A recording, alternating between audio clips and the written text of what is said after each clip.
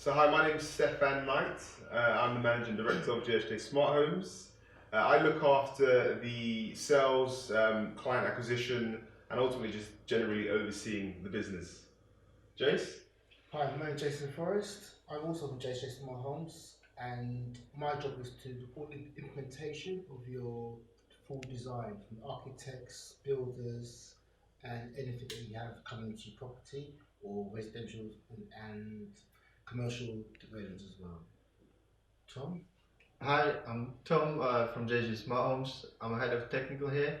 I'm responsible for the networking, automation design, specification, and also research and development of new solutions. So guys, as you can see, we're all pretty much nervous here. So this is our first time on video.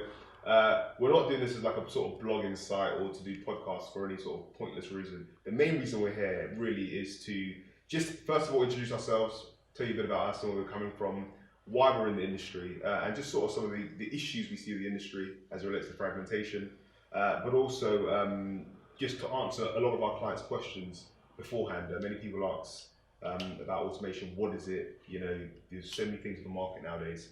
And it's just really to clarify and demystify some of the myths associated with our industry. So without further ado, we'll probably start with why we're here. Probably a bit about us. We started in what? 2009. 2009. So that's, what, 11 years now? Yep, yeah. Believe it or not. 11 years. So 11 years and we're still going strong. They always say if you make past the first 5 years in business, then you've done well.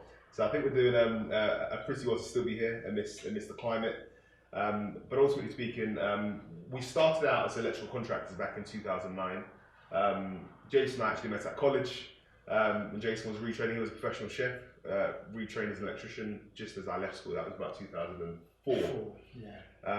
We sort of went down different paths, and we sort of reignited everything back in 2008. 2008. 2008. So 2008 we got together. Yeah. I was working for a small firm there called Clan Electrical at the time. And Clan was a great company. We had a lot of big projects, but it wasn't really well managed. So we had the opportunity to run good projects. Jason was in, where was you? What country was you working in? Norway first. First job was Norway, which is very, very, very, very different. Yeah, so we got some good exposure quite early, but without boring you with all the details, you know, we started out. We realised at the time I was studying, so I went back to go and do a degree in electronic engineering. That was because my wife at the time was just encouraging me to do, you know, just to do more, you know. So at the time I thought, you know what, why not? I was young enough. So went back and retrained as an electronic engineer. I had MN in electrical engineering from UCL. And after that sort of enlightened me to programming. And at the time, Jason and I started JSJ. There was 3 of us at the time, but things have changed since then. But ultimately speaking, we started JSJ because we didn't want to let our trade go redundant. Well, that was my primary thing. What was your thing, Jason? My thing was to try and have more flexibility. Working for somebody on a day-to-day basis is good, but it's very boring. I want to try and see different approaches to what's out there, because like most things, there's more than one channel to the same services that we do. We're doing corporate, we're doing domestic, we're doing networking, but yet it's only touching small amounts.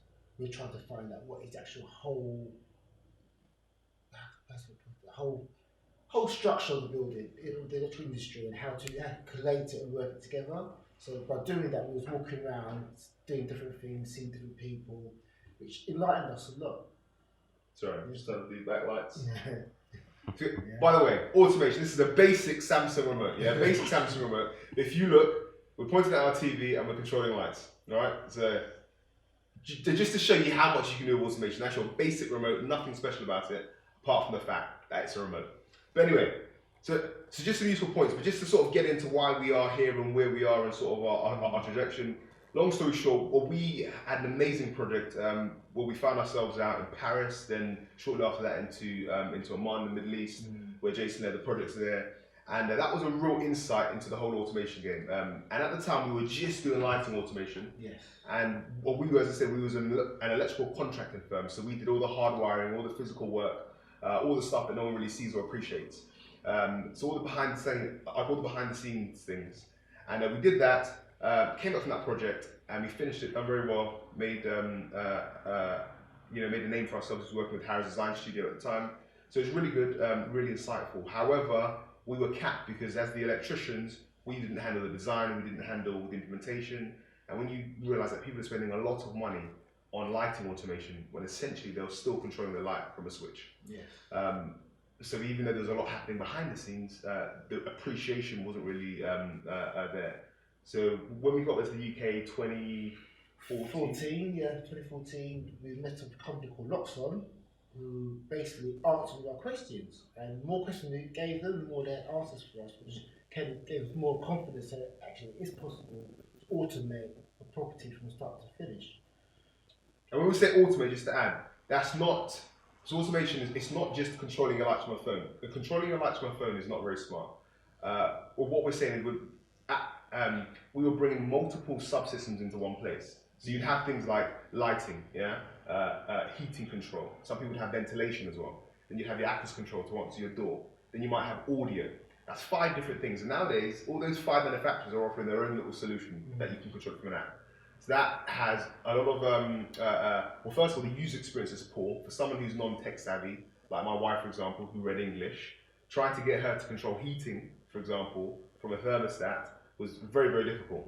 When you add an app into the mix, and then an app for the Sonos, and then an app for your air conditioning, it starts to get a bit crazy. So what we were trying to do, we're trying to consolidate all these different subsystems without having to say, you have to use this system to work with us. Or you have to do this, or you have to use that. I.e., you have the little hashtag works with Nest, works with HomeKit. All those things are subject largely to the manufacturer supporting your product. So, for example, if Alexa said, "Oh, we're no longer supporting," or rather Sonos, we're no longer supporting TVs beyond 2015, for example, light's gonna go. And again, this is all automatic lighting. So the fact that we're here and we're moving, we're triggering the lights, and we have the ability to control that. But let's move on anyway. So 2015, we moved on and we went into and we met with Tom on a project, Tower Bridge. Tom, tell us a bit about Tower Bridge and what you did. And yeah, so early 2014, I moved from Leicester after living 3 years there. Decided to go to London mainly because the amount of opportunities you get here. So before I moved, I went literally to an ICAC website, found companies from London, wrote my CV, I think it's a short covering letter, and was sending it probably 50 of emails daily. Oh, wow. So nothing came back. Moved to London, got a job, and then one day, I think it was late May 2014, someone phoned me about the project in Tower Walk. Said it's going to be a 3-month contract. I meant to do the wiring there alongside one more guy, and then that project was the start. So I had some experience in wiring and some AC installations, but not in automation in particular. And just to jump to the point, Tower Bridge, what was important about the project for you? So what happened there that sort of led you into automation? So as you know, when we first got to the project, I was working with Al. Probably didn't speak to him for the first couple months. Bear in mind, we're being recorded here. Yeah. No one has a clue who Al is. So try and give a bit of context behind what we're saying. Again, just to add, for those who don't know, these guys are the technical guys, really technical. Yeah, I'm technical, but these guys are technical. So do bear in mind, as I said, a video's not our thing, but we may lose you. We're going to be doing quite a few of these, so please bear with us. And ultimately, we want to make sure that what we're saying here gets across the other side. Yeah, okay. So that's the most important thing. So as Tom, just give a bit of clarity in terms of just the context of Tower Walk again and what you learned from that. Yeah, so I meant to do the wiring alongside another guy, but then day to day on site, I was had to be responsible for a bit more stuff, and then after speaking to Jason and Stefan, they felt confident that they can give me more to do. So Stefan taught me the basics of programming. Jason was teaching me more about the wiring and all the different devices and everything. So I I could foresee any problems before they occurred. Yeah. And that gave me confidence as well to liaise with people on site, site managers, different trades, and everything. So this first project really changed how I was and built a lot of confidence in me. And yeah, I think Yeah. we He was very, very quiet. His first couple of months, I had to get everything out of him. But after that, 3-4 months of being with us, I couldn't keep him quiet enough. But It's now, amazing to see them speak now, isn't it? it is. It was very scared, very, very shy. Yeah, it was very But different, now yeah. it's different. But yeah, so basically, Tower Walk was one of our first main projects of automation, whereby we had to work with heating systems that's more commercial orientated, so they're domestic orientated. We had to work with lighting schedules from lighting designers and how to get everything working. Everybody had their own design, own input, but no one knew how to bring it all together. And then also on top of that, now we had to use the existing infrastructure, i.e. the CCTV cameras and the alarm system, which was already integral to the building. That couldn't be changed because that means I had to knock the whole building down. So when we got there, we was like, how do we get this to work? And literally, God bless Stephen Knight, he had ideas of, right, we're going to do this, we're going to do that. And although he had the ideas, we started to implement it. So it's finding those cables, what the cables are doing, triggering responses, what the response is going to do. But over 2 months of going back and forth, we finally cracked it, and then we started to put these programs into place. And it was like a big eye opener that you actually see a building respond to your voice command, it's a voice by your touch from your phone, and it wasn't just doing it as like I say, a nest control. It's actually learning how the building warms up. So instead of taking 2 days to warm up or a day to warm up, it's doing it in 20 minutes because it kept learning how much the structure was absorbing the heat. So like the key thing you said there was that there was existing things that we had to work with. Yeah. And that's the important thing about automation. Automation says, what do you have, and this is how we'll work with it. And that's essentially what we do. In essence, is we essentially say, what do you have?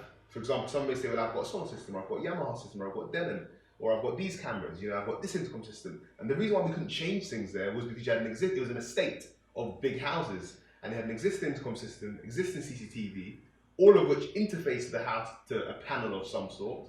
But we wanted to get that and give that to the client in their phone so they can use that anywhere in the world. Because this client in particular didn't stay at the house often. So, and the fact is, when we finished the project, he said, I wish I had you do my main house, because of the flexibility and also the cost. We were beating prices by about a quarter. We were a quarter of the price rather of other systems and giving much more in terms of functionality for that. So ultimately speaking, that's a bit about us, and I think that's probably enough. I think we can probably close on that in terms of introduction of why we're here, and we'll probably in the next few series we'll probably touch on topics like the issues associated with automation, what we can do better, what we do here, our showroom, so we can demonstrate exactly what we do and how we can save general users, developers, landlords, and investors a whole lot of money. Yeah, very true.